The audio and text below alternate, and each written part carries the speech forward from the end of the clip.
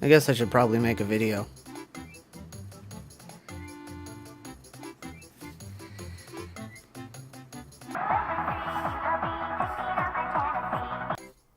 What do you want?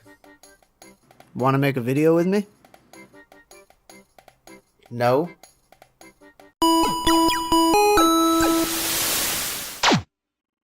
Hey there, boys and girls. Banjo here with another video, but today's going to be a little bit different, because today we're going to be having somebody join us. Mainly because I'm lazy, unmotivated, and just don't feel like writing an entire script by myself. So, hey, go ahead and introduce yourself already.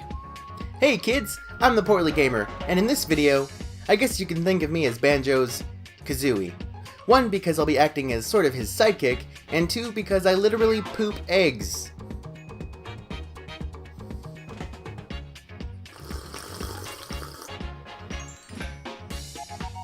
I almost choked on that sip. How fascinating.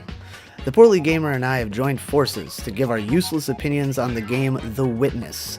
So, without further ado, let's do it. The Witness is a 3D puzzle game released in 2016 and was developed by Thekla Incorporated, a small independent company founded by Jonathan Blow, the man behind the game Braid. Oh, I remember Braid.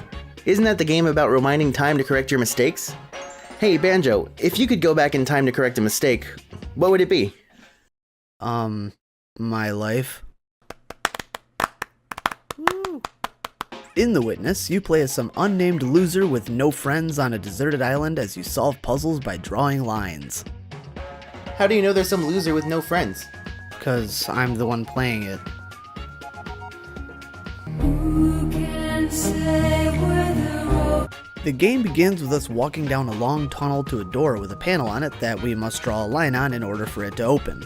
We then open another door in the same fashion and step out into the world where we find even more puzzles.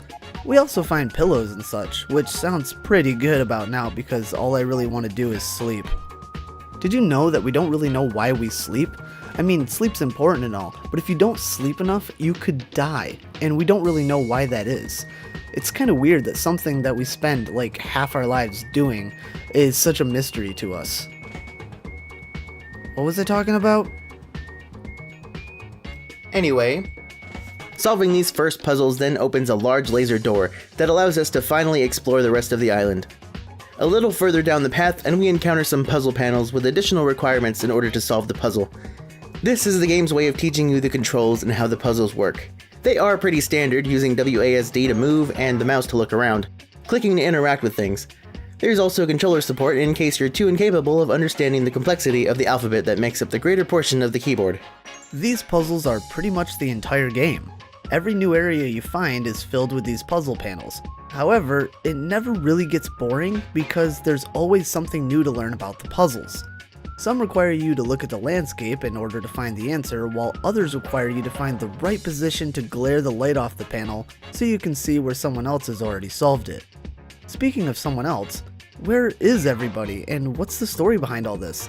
I mean, are they dead? Did I kill them?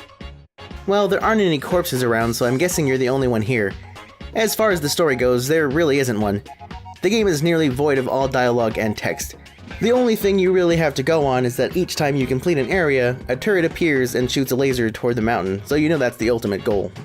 Oh well, I'm not really interested in the story, to be honest. I'm more interested in the graphics, cause this game is absolutely gorgeous.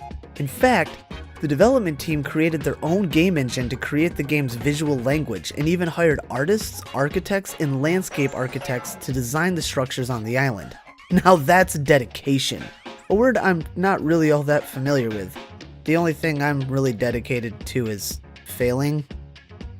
At first, the game isn't too difficult.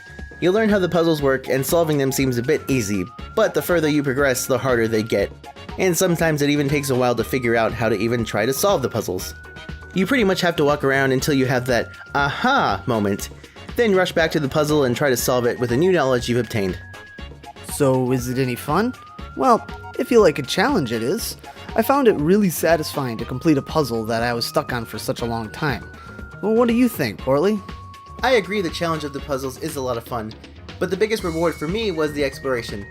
mainly because I found some of the puzzles infuriating, and I have broken several monitors in my time playing. Well, there you have it. A solid recommendation from both the Portly Gamer and I to pick this game up. And while you're at it, you should probably pick up some more bleach to drink, because nothing goes well with a good game like a nice tall glass to help clean up all of life's mistakes. Thank you all so much for watching, and a very big thank you to the Portly Gamer for joining me on this adventure. Definitely go check out his channel and give him some love, and I will see you all in the next video.